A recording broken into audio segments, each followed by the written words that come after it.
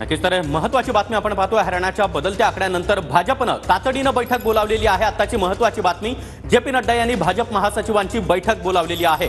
हरियाणामध्ये भाजप या ठिकाणी बहुमतानं सत्ता स्थापन करताना पाहायला मिळते, मात्र हे आकडे सातत्यानं बदलतायत। अशा स्थितीमध्ये बदलत्या आकड्यानंतर आता भाजपनं ही महत्त्वाची बैठक बोलावली आहे।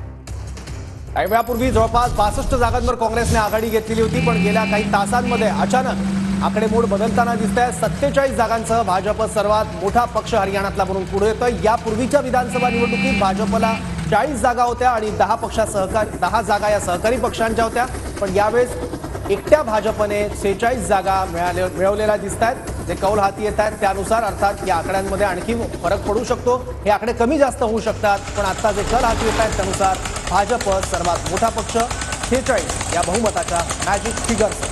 मात्र अद्यापही प्रत्येक मिनिटाला आकडे बदलतायत। आता भाजप 46 वर आलेली आहे, तर काँग्रेसचे 2 आकडे वाढलेले आहेत।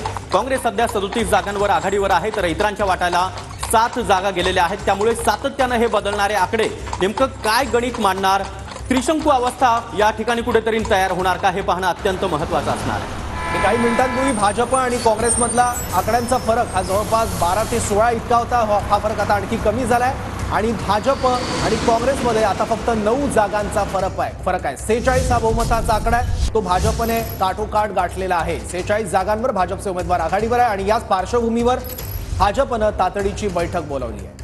भाजपाचे अध्यक्ष जे.पी. नड्डा यांनी भाजप महासचिवांची ही बैठक बोलावलेली आहे। हरियाणामध्ये जर त्रिशंकू स्थिती निर्माण झाली तर सत्ता स्थापनेसाठी काय करायचं यासाठीची ही बैठक आहे। कर्नालमध्ये उलटफेर पाहायला मिळतोय। 5 पैकी 4 जागांवर आता भाजप पुढे आहे। तासाभरापूर्वी 5 पैकी 4 जागांवर या ठिकाणी काँग्रेस पुढे होती, मात्र आता कर्नालमध्ये देखील चित्र बदललेलं आहे। मनोहरलाल खट्टर यांच्या बालेकिल्ल्यामध्ये बोलबाला कायम पाहायला मिळतोय।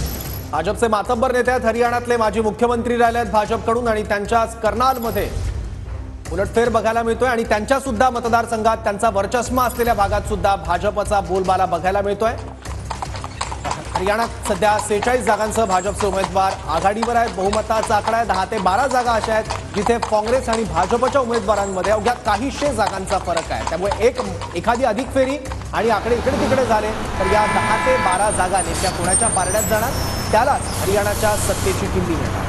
नक्कीच त्यामुळे हे सातत्यानं बदलणारे जे आकडे आहेत ते कुठेतरी हरियाणाला त्रिशंकू अवस्थेकडे घेऊन जाणार का, हे पाहणं महत्त्वाचं असणार आहे। कारण सध्या भाजप काठावर पास आपल्याला पाहायला मिळते। 46 जागांवर भाजप आघाडीवर आहे, काँग्रेस 37 जागांवर, तर इतरांच्या वाट्याला 7 जागा गेलेल्या आहेत। ज्या जे.जे.पीला मागच्या निवडणुकीमध्ये 10 जागा होत्या त्यांना अद्याप खातंही उघडता आलेलं नाहीये, मात्र सातत्यानं हे आकडे बदलतात। प्रत्येक मिनिटाला आकड्यांची उलटफेर आपल्याला पाहायला मिळते। भाजप सध्या 46 जागांवर, काँग्रेस 37 जागांवर, तर इतरांच्या वाट्याला आतापर्यंत 7 जागा गेलेल्या आहेत।